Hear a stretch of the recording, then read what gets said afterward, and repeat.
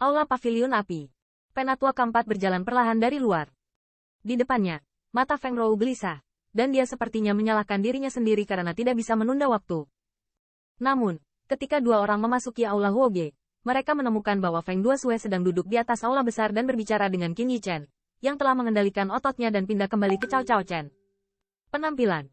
Melihat adegan ini, wajah cantik Feng Ruo menyeringai. Kedua orang ini benar-benar bisa berpura-pura. 1000 gadis kecil salju. Sepertinya kamu bisa berbicara dengan pria ini dengan cukup baik. Melihat dua orang yang memiliki percakapan yang baik, mata penatua keempat berkilat kaget dan tersenyum. Dia sangat memperhatikan angin dan salju.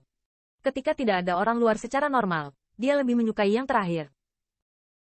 Apa yang membuat penatua keempat agak terkejut adalah bahwa di masa lalu, kecuali Feng Seribu dan Feng Rou, menghadapi semua orang adalah sikap dingin.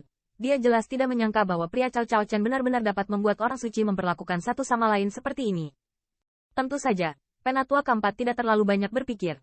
Menurutnya, Cao Cao Chen tidak bisa berkembang dengan saintes.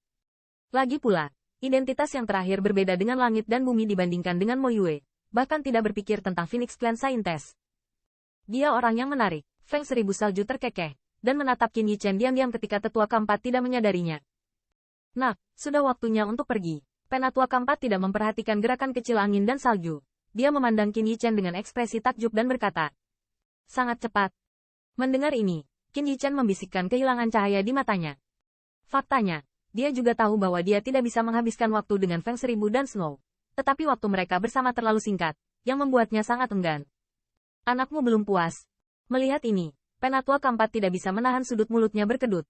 Mo Yue tidak mengucapkan sepatah kata pun dan diusir oleh saintes. Anak Anda sudah di sini setidaknya setengah jam, tetapi itu tidak cukup. Tuan Muda Cao Chen, jika ada kesempatan, sampai jumpa lagi, aku juga akan mundur.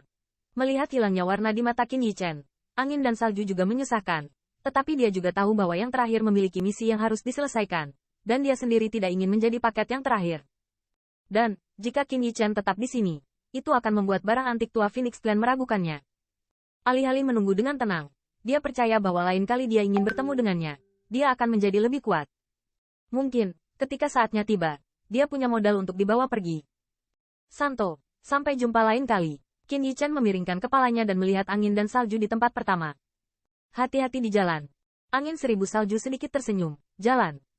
Mendengar ini, Qin Yichen juga tersenyum dan mengangguk, tidak lagi menyeret kakinya, melambaikan tangannya, berbalik dan berjalan ke arah luar. Lain kali, orang ini benar-benar serakah. Melihat ini, penatua keempat bergumam di dalam hatinya, dan setelah memberikan hadiah kepada 1000 angin, dia berjalan keluar bersamanya. Melihat ke belakang yang menghilang di aula besar, butuh waktu lama bagi angin dan salju untuk sedikit menghela nafas. 9 Paviliun Tianhuo, sebuah kuil batu kuno. Mo Yue, kenapa kamu kembali begitu cepat? Melihat Mo Yue dengan wajah suram kembali, Feng Yuan bertanya alisnya sedikit mengernyit. Melihat ini, banyak wajah penatua klan Phoenix di aula besar memiliki senyum yang sulit disembunyikan. Melihat penampilan Mo Yue, bukankah seharusnya dia mencapai tujuannya? Mereka adalah saintes klan Phoenix, tetapi mereka terkenal dingin, dan bahkan monster dari klan Phoenix itu hilang. Mereka pasti akan menyentuh hidung mereka. Meskipun Tuan Muda Kaisar Murid Tinta tidak biasa, angin dan salju seharusnya melawannya tidak menunjukkan minat. Tentu saja, mereka tidak menyangka bahwa Mo Yue kembali begitu cepat dan disapu bersih oleh saintes mereka. Tidak apa, menghadapi pertanyaan Feng Yuan, Mo Yue tidak banyak bicara. Dia tidak bisa memberitahu orang tua ini, apakah dia dikeluarkan? Tuan muda dari Kaisar Motu yang bermartabat ditendang keluar dari paviliun api oleh orang suci klan Phoenix. Saya khawatir orang tua ini tidak bisa menahan tawa. Sepertinya Tuan muda Mo Yue sedikit tidak senang. Pasti saintes agak acuh tak acuh. Yah, saintes adalah temperamen ini. Jika dia tidak menatap matanya, dia tidak akan peduli dengan identitasmu. Tidak apa-apa. Karena sulit untuk datang, begitu juga berbicara dengan kami orang tua. Melihat wajah suram Mo Yue, banyak tetua klan Phoenix membujuk mereka. Namun, kata-kata persuasif ini, yang terdengar di telinga Mo Yue, terasa seperti tusukan dan tidak nyaman. Jika bukan karena rekonsiliasi Mo Yue, saya khawatir dia akan pergi saat ini. Dan para tetua klan Phoenix tidak menertawakannya sepanjang waktu. Bagaimana mengatakan bahwa yang terakhir juga tuan muda dari Kaisar Murid Tinta? Jika terlalu banyak, mereka dapat mempengaruhi hubungan antara kedua ras. Tampaknya untuk meminta maaf, Feng Yuan juga melambaikan tangan ke penjaga luar untuk membawa beberapa barang langka klan Phoenix untuk menghibur Mo Yue. Namun, yang terakhir bahkan tidak meliriknya, duduk di aula besar tanpa sepatah kata pun. dan bahkan menutup matanya perlahan, seolah menunggu sesuatu. Apa yang orang ini tunggu? Apakah dia masih ingin mencobanya? Melihat penampilan Mo Yue, alis Feng Yuan sedikit mengernyit, dan langsung mengedipkan mata pada elder di samping, yang mengangguk, lalu berjalan keluar. Tapi sesaat kemudian, tetua klan Phoenix membawa kembali manik pembawa pesan dan memberikannya kepada Feng Yuan. Di antara manik pembawa pesan ini, ada laporan dari Penatua keempat. Setelah mengetahui apa yang terjadi di Hall of Fire Pavilion, Feng Yuan tidak tahu apakah harus menangis atau tertawa. Mo Yue menembak dan menjebak Qin Yichen di kuil Huoge. Agak terlalu sembrono dan kasar, tetapi hanya karena hal seperti itu, Tuan Muda Kaisar Motu diusir. Saintes mereka benar-benar bandel. Tentu saja, Feng Yuan secara alami tidak menyalahkan Feng Seribu untuk hal seperti itu.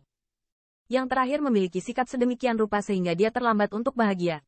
Selain itu, bahkan jika angin dan salju berlebihan, Feng Feng tidak berani menyalahkan yang terakhir. Lagi pula, ada lebih dari satu saintes sebagai bayi. Jika Old Antiques memberitahu dia bahwa dia akan menyalahkan saintes, saya khawatir orang-orang itu tidak memberinya muka. Orang ini tetap di sini. Bukankah dia mencoba membuat masalah dengan Cao Cao Chen? Melihat Mo Yue yang duduk diam, Feng Yuan sepertinya memikirkan sesuatu yang biasa. Alisnya sedikit mengernyit, dan dia siap mengirim pesan ke Penatua keempat. Namun, saat dia sedang mempersiapkan berita, terdengar suara langkah kaki di luar aula batu. Saat berikutnya, Penatua keempat membawa Qin Yichen ke aula.